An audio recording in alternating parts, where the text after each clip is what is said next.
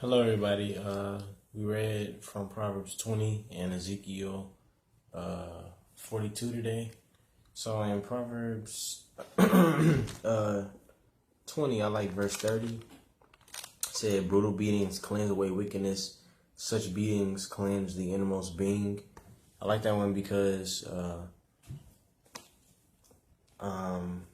it's good to, well, it's not always good to wait until somebody has to say something for you to make a change, or like you to get your feelings hurt to make something change.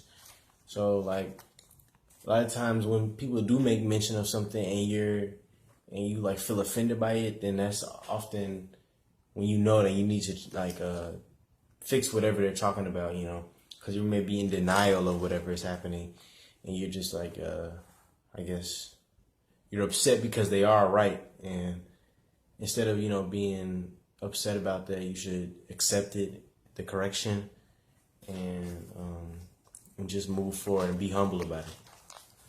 Oh, wow. That's deep. That's rough. And you got to make sure the person who is giving you that feedback have the lips of knowledge. That's in verse 15.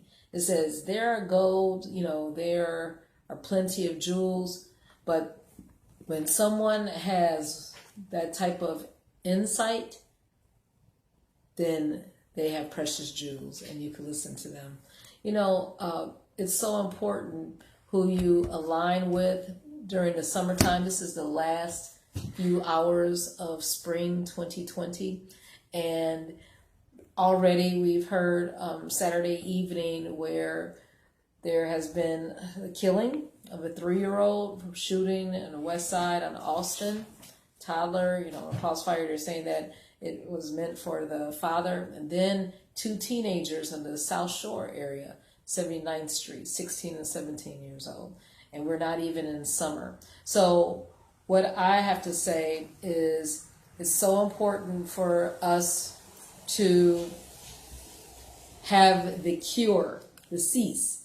And in verse 3, we talk about ceasefire and violence, and T.O. Hardeman, he's local politician. But it says in verse 3 of chapter 20, it is an honor for a man to cease. It means to stop from strife. So even when you see an argument, that's imminent, cease from it. For every, fool, be meddling. Separate yourself from that situation. Sometimes you got to stay at home. You have to quarantine yourself, because you don't want to be part of the mess that's out here in the street. What about Ezekiel 42? I think you have a better understanding. Well, the last verse, like I said, you got to separate yourself. And in verse 20, the second part, it says, make a separation between the sanctuary and the profane place. And another version says, a separation between that which is holy and unholy. You're not going to be able to hang with everybody this summer to stay safe. And the Lord God will show you who you need to align with and who you need to separate from, so that you can be spared, because it's serious out here. Anything else, son? All right. God will lead, and He'll get the glory. Have a good evening. Amen. Good night.